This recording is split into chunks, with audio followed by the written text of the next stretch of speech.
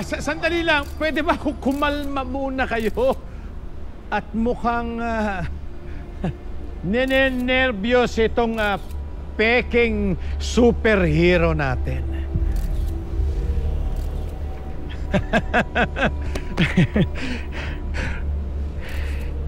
Anong ginagawa mo? Alam mo naman, may hawak ako laban sa'yo.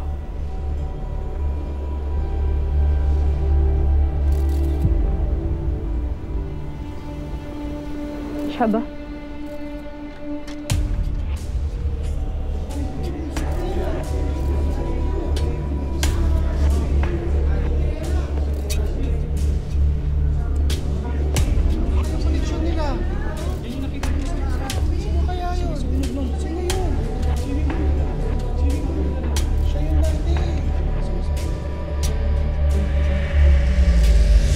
Hindi ka pa nakakasagot, dinidiin ka na.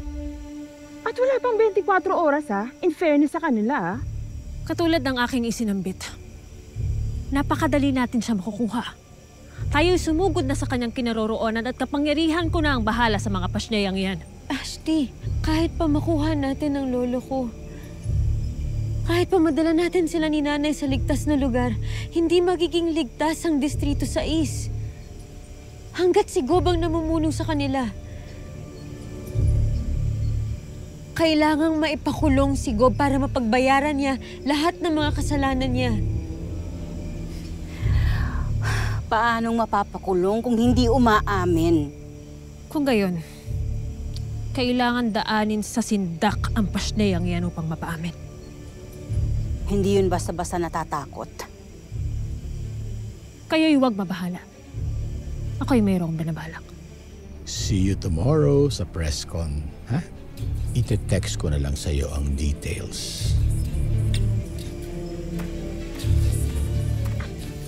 Ashti, gawin na po natin ang plano. Mainam. Kakailanganin ko lamang ng tulong mula kay Kapre upang malaman ang kanyang kinaroroonan. Kapre?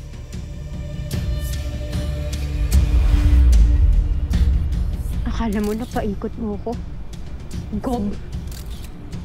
Pues nagkakamali ka. Dahil ikaw ang napaikot ko.